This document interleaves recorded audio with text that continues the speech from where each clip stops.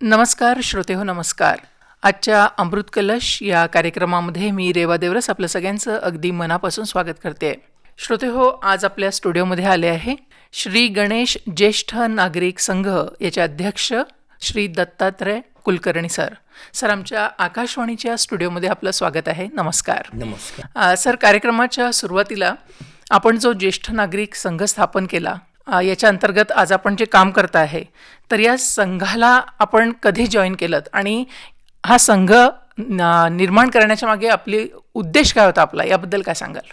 हा संघ जवळजवळ 24 वर्षापासून छोट्या स्वरूपात होता. त्याचा मोठा वृक्ष केलेला आहे. आम्ही जवळजवळ 250 आमचे सदस्य आहेत. त्याला जॉईन मी सेवानिवृत्त 11 साली झालो आणि त्याच्यानंतर मी लगेचच ह्या संघामध्ये सामील झालो सदस्य म्हणून.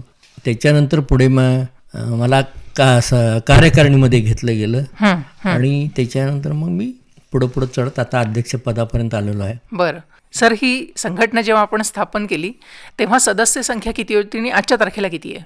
हां, ज्या वेळेला संघटना होती सुरुवातीला कट्ट्या स्वरूपात होती, मोजकेच सदस्य होते आणि त्याच्यानंतर पुढे हा संघाचे सदस्य वाढत गेले. बरं. आता त्याची संख्या आत्ता आज अखेर म्हटलं तर 250 ते 250 आमचे सभासद आहेत. तर सांगली शहरापुरती मर्यादित आहे की दुसरे पण आजूबाजूचे पण आहेत त्याच्यात? हां, त्याच्यामध्ये काय सांगली शहरामध्ये आहे, पण ज्यांना आजूबाजूच्यांना ज्यांना सोयीचे असतील बरं, ते सुद्धा आमचे काही सभासद आहेत, कमी प्रमाणात आहेत ते. बरं सर, आता प्रत्येक ज्येष्ठ नागरिक संघटना जी असते त्याचं एक शेड्यूल असतं मीटिंगचं वगैरे.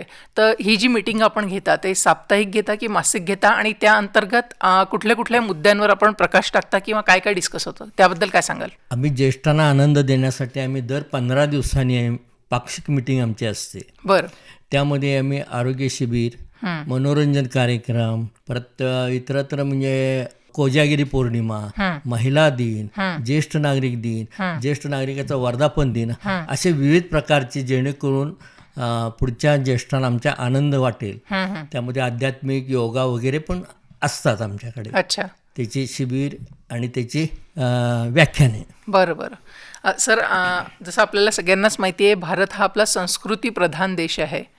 अगदी सुरुवातीपासून, वर्षाच्या सुरुवातीपासून ते शेवटपर्यंत पूर्ण 12 महिने विविध सणवार आपण साजरे करतो.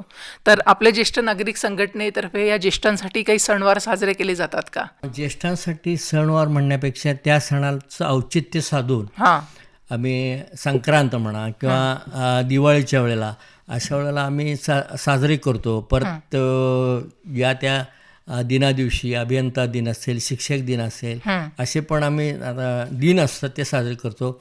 आणि ज्या त्या सणाला औचित्य साधून तो ते हळदी कुंकू वगैरे असे महिला मंडळ, आमचं महिला पण आहेत खूप, ते असाही कार्यक्रम आमचा असतो. बरं सर, आणि आपली जी ज्येष्ठ नागरिक संघटना आहे तर त्यांनी आजपर्यंत ज्येष्ठांसाठी किंवा आपल्या समाजासाठी पण विविध समाजकार्य पण केलेलं असेल, तर ते कोणकोणत्या प्रकारचं केलेलं आहे आणि कुठे कुठे केलेलं आहे, याबद्दल काय सांगाल? ज्येष्ठांसाठी आमच्या गणेश ज्येष्ठ नागरिक संघाचे आम्ही सदस्य मिळून आम्ही अनाथ आश्रमात दिवाळीचे औचित्य साधून अनाथ आश्रमात फराळ वाटप करायला जातो. जिथं जिथं वृद्ध आहे त्या वृद्धांची सेवा करायला आम्ही जात असतो. ती सेवा म्हणजे अशी की त्यांना अडचणी वगैरे काय असेल किंवा त्यांना कुठंतरी शिबिरामध्ये किंवा दवाखान्यात दाखल करायचं त्याच्यासाठी आम्ही सहकार्य करू शकतो.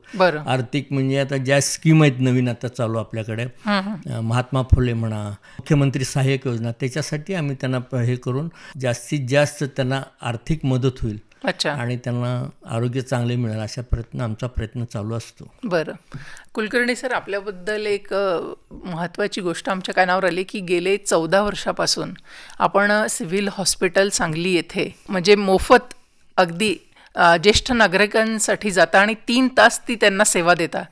तर हे आपल्याला कधी सुचलं, का करावं असं वाटलं, आणि या दरम्यान आलेले भरपूर आपल्याला अनुभव सुद्धा असतील, तर हे आम्हाला सांगा याबद्दल काहीतरी. पूर्वी मी या खात्यामध्ये सर्व्हिसला होतो, म्हणजे आरोग्य खात्यामध्ये होतो. बरं. त्यामुळे आरोग्याची बरीचशी एक कल्पना त्यावेळेपासून मला या त्यांचे जे काय ज्या समस्या असतील आरोग्याच्या ते आम्हाला बऱ्यापैकी माहीत होत्या. बरं. आणि रिटायर झाल्यानंतर तिथे एक छोटासा ज्येष्ठ नागरिक संघ होता सिव्हिल हॉस्पिटलमध्ये. तर असंच गेल्यानंतर मला वाटलं आता आपण उर्वरित आयुष्य, आपण आता रिटायर झालेलो आहे, सेवानिवृत्तीनंतर आपण उद्योग काय करणार, तर आपण हेच काम ज्या आरोग्य खात्याने आपली प्रगती केली बरं. त्या आरोग्य खात्याची सेवा करून आपण पुढे चालू ठेवून येणाऱ्या ज्येष्ठांचं विना मोबदला योगदान आम्ही 3 तास देत असतो. पूर्वी कसं मी जवळजवळ 12 साली त्यात जॉईन झालो. सिव्हिल हॉस्पिटलच्या ज्येष्ठ नागरिक संघामध्ये बरेचसे होते त्यामध्ये. म्हणजे सिव्हिल हॉस्पिटलला पण ज्येष्ठ नागरिक संघ आहे. अगदी छोटा अल्प म्हणजे कसा होता की 15-20 असे लोक होती. तर ते असेच यायचे म्हणजे चांगले उद्योगपती पण त्यामध्ये सामील होते. ते म्हणजे खालच्या ह्याच्या पण म्हणजे सफाई कामगारापासून सुपर क्लासच्या लोकांपर्यंत सेवानिवृत्त झाले. तर त्यांच्यासाठी मी सामील झालो. आणि परत मी असंच चालू ठेवलं. मला गोडी लागली, पहिलं त्याच होतं आणि रोज 1-3 तास योगदान द्यायची इच्छा झाली. पूर्वी आम्ही एक दिवस घ्यायचं. हां, शुक्रवार, शनिवार, रविवार, सोमवार अशा प्रकारचे आम्ही आठवड्यातले 7 दिवसात 7 लोकांनी चालवायचे. पण येताना सगळ्यांनी तिथं हजर राहायचं. आणि इतरत्र अशी कामं म्हणजे अपंगाचे फॉर्म भरायचे किंवा नेत्रदान त्याचे फॉर्म, त्यांचं समुपदेशन, देहदानाचे फॉर्म भरायचे. हां, अवयवदान त्याचे करायचं आणि त्यांना काउन्सिलिंग करायचं. आता मी त्या खात्यात असल्यामुळे बऱ्यापैकी माहिती होती आणि फॉर्म भरून फक्त आम्ही समुपदेशनच करायचं. त्याच्यानंतर कोरोनामध्ये आमची जी काही टीम होती ज्येष्ठ नागरिकांची ती डिस्ट्रॉय झाली. कारण कोरोनामुळं बरेचसे लोक त्यामध्ये ऑफ झाली, काय आजारी पडली. आणि त्याच्यानंतर मात्र कोरोनाचं पहिल्या लाटेत मी काम केलं एकट्याने. आणि त्याच्यानंतर आमचा संघ 2 लाटेमध्ये आम्हाला येऊन दिलं नाही. तिथं ज्येष्ठांना धोका आहे म्हणून येऊन दिलं नाही. त्यामुळे आम्ही तिथे गेलो नाही. मग त्याच्यानंतर परत ओपन चालू केलं. त्यावेळेला मात्र आम्ही अगदी 2-3 जणच होतो. त्यातलं माझं मोठं काम मी मनानं स्वीकारलं होतं, एक आनंद मिळवण्यासाठी. पण आता आजच्या दिवसाला तुम्ही त्या ज्येष्ठ नागरिक संघटनेच्या अंतर्गत काम करताय की वैयक्तिकरित्या आपण तिथे सेवा देताय? हां, वैयक्तिकरित्याच म्हटलं पाहिजे. कारण ज्येष्ठ असा नाहीच आहे आता, नागरिक संघ नाहीच आहे आता. आता फक्त त्रोटक 1-2 असेच लोक राहिलेले आहेत. त्यात मी प्रामुख्यानं पहिल्यापासून आहेच आहे. पूर्वीपासून जे आहे ते आहेच आहेत. सर, आता गेल्या इतक्या वर्षापासून आपण श्री गणेश ज्येष्ठ नागरिक संघटनेचे अध्यक्ष म्हणून कार्यरत आहात. तर इतक्या वर्षापासून आपण काम करताय, तर एखादा ज्येष्ठांशी संबंधित एखादा अविस्मरणीय असा प्रसंग काही आठवतो का? त्याबद्दल काही सांगता येईल? सिव्हिलमधलं जर सांगायचं असेल तर सिव्हिलमध्ये बरेचसे ज्येष्ठांचे अनुभव आहेत आम्हाला. कारण आम्ही पुढे जे येणारे जे रुग्ण आहेत ते देवासमान समजतो आम्ही. त्यांची सेवा केली. तो जीवन आमच्या पुढे येऊन जो घरातल्या समस्या सांगतो, त्यांच्या आरोग्याच्या समस्या सांगतो, त्याला आम्ही निराकरण व्यवस्थित गोड बोलून करतो. त्यामुळे ते त्यांच्या चेहऱ्यावरचं जे हास्य बघतो आम्ही, त्या आनंद होतो. घरातले त्यांचे प्रॉब्लेमच सांगतात ते, म्हणजे त्यांच्या प्रपंचातले म्हणा, त्यांच्या संसाराचा, माझा मुलगा कसा आहे, माझी मुलगी कशी आहे, मला कसे त्रास देतात, ते सुद्धा आम्ही त्यांना समुपदेशन करतो. जेणेकरून त्यांनी हसले पाहिजे आणि ते आवर्जून आम्हाला सगळं मन मोकळं करायला येत असतात. कारण ज्येष्ठ वयस्कर जसे जसे होतील तसे ते थोडंसं जर्जर व्हायला लागतात. त्यामुळे आम्ही त्यांना समुपदेशन करत असतो. सर, आता रिटायरमेंट नंतर म्हणजे 60व्या वर्षानंतर, आधी जेव्हा नोकरीत असतो आपण तेव्हा आपलं दररोजचं एक दैनंदिन जीवनाचं काही ना काही सुरू असतं. पण आता 60व्या वर्षानंतर लोक घरी असतात रिटायरमेंट नंतर. पण आता ज्येष्ठ नागरिक संघटनेमध्ये आपले जे सदस्य आहेत ज्येष्ठ नागरिक, तर त्यांच्या विरंगुळ्यासाठी किंवा मनोरंजनासाठी काही विविध उपक्रमाचं आयोजन आपली ज्येष्ठ नागरिक संघटना करते का, किंवा आजपर्यंत काही केलेलं आहे का? आम्ही ज्येष्ठ नागरिकसाठी काही करता आलं ते करत असतो आम्ही. आमचा जो एक संघ आहे, महासंघ म्हणून एक फेडरेशन आहे आमचं, त्याच्या अंडर आम्ही करत असतो. मग ते आम्हाला सांगतात तुम्ही ज्येष्ठ नागरिक संघ बनवा, ज्याच्या त्याच्या सोयीनं ज्याच्या त्याच्या भागामध्ये विरंगुळा केंद्र करून. आणि जसं आमच्या गणेश ज्येष्ठ नागरिक संघामध्ये जो काही विरंगुळा मिळतो त्या पद्धतीनं त्यांना मार्गदर्शन करून त्यांना तुम्ही उद्युक्त करा. की आता सांगलीतच मला वाटतं 4-5 छोटे छोटे कक्ष आहेत. आम्ही भेटून आम्ही असं काहीतरी सांगत असतो. सर, आता 14 वर्ष आपण सिव्हिल हॉस्पिटलमध्ये जी सेवा दिलेली आहे ज्येष्ठ नागरिकांसाठी, त्यासाठी आपल्याला मला वाटतं बऱ्याच ठिकाणी सन्मानित पण करण्यात आला आहे. रुग्णमित्र पुरस्कार पण देण्यात आला आहे. तर पहिला पुरस्कार आपल्याला कुठे आणि कसा मिळाला, आणि बाकी ठिकाणी पण आपल्याला मला वाटतं बऱ्याच ठिकाणी सन्मानित करण्यात आला आहे, तर त्याबद्दल काय सांगाल? आमची पहिल्यापासून पुरस्कार हा मिळतो आम्हाला माहीतच नाही. म्हणजे पुरस्कार मिळतो हा ठराविक क्षेत्रातील ठराविक लोकांसाठी मिळतो. पण अशाच वेळेला जो महाराष्ट्र ज्येष्ठ नागरिक महासंघ जो मुंबई आहे त्यांची आपल्या इकडं सेक्रेटरी जे होते ते आपल्या इकडचेच होते. त्यांनी मला अचानकपणे, त्यांचं नाव अंजुम खान, बरं. तर त्यांनी मला अचानकपणे सांगितलं की मिटिंगला तुम्ही यायला पाहिजे आहे. बोलवतच असतात पण मी सांगली सोडून मिटिंगला कुठं जात नाही. पण त्यांनी सांगितलं की असंच एक आपले मुंबईचे लोक येणार आहेत आपल्याकडं आणि अमुक ठिकाणी एक मिटिंग आहे तर त्या मिटिंगला या म्हणून त्यांनी सांगितलेलं. मग मिटिंगला म्हटलं मी जरा, आणि त्यावेळेला असं होतं की त्या काळात पाऊस भरपूर होता. 24 असेल, ऑगस्ट 24 असेल, तर त्या काळात पाऊस भरपूर होता आणि आउट ऑफ सांगली ती मिटिंग होती.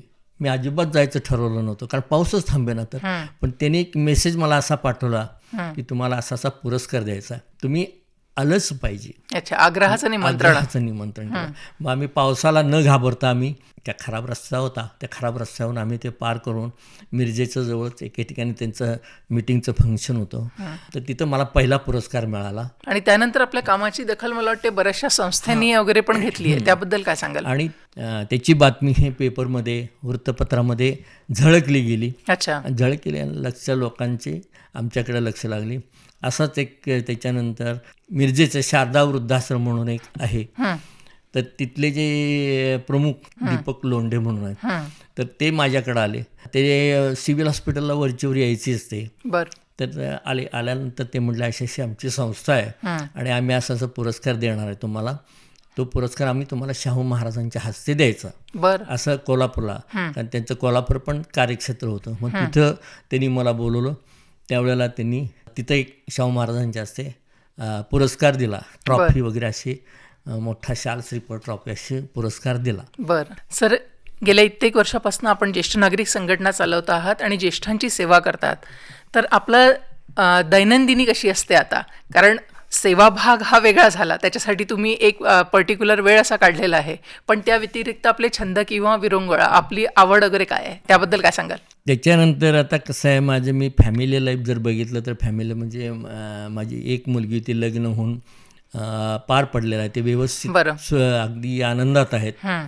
आणि त्यामुळं आम्ही सध्या आता आम्ही दोघंच आहोत घरी. आणि मग आता ह्या वेळेला असा विचार केला की आपण आता उर्वरित काय करायचं. मागाशी सांगितल्याप्रमाणे लाईफ आपलं आरोग्य खात्यात तर जनसेवा करून, रुग्णसेवा करून आपण आयुष्य पार करायचंच आहे आपल्याला. तर पण मी जेव्हा माझ्या दैनंदिनीमध्ये मी सकाळी उठतो, सगळ्यात फिरायला जाऊन येतो, जेणेकरून तब्येत मी फिट राहील अशा पद्धतीनं माझं दैनंदिनी करतो. त्याच्यानंतर मग सिव्हिलला गेल्यानंतर दुपारी काय दैनंदिनीमध्ये जेवण झाल्यानंतर एक थोडीशी एक वामकुक्षी घेतो. त्याच्यानंतर माझा एक कट्टा म्हणून एक छोटासा, आणि आम्ही थोडके लोक इथं आम्ही म्हणजे मारुती मंदिराच्या तिथं मुरली मंदिर म्हणून, मारुती चौकात मुरली मंदिर म्हणून आहे, तिथं आम्ही थांबलेलो असतो, तिथेही वेळ जातो. आणि त्याच्यानंतर मग जे काय ज्येष्ठांचे जे प्रश्न असतात त्याच्यासाठी आम्ही कोण अधिकारी वगैरे त्यांच्यासाठी आम्ही अधिकाऱ्यापर्यंत त्यांच्या समस्या हे करतो.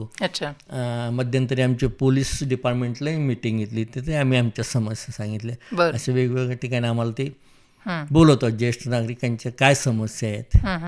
तर अशा पद्धतीनं माझं दैनंदिनी असते.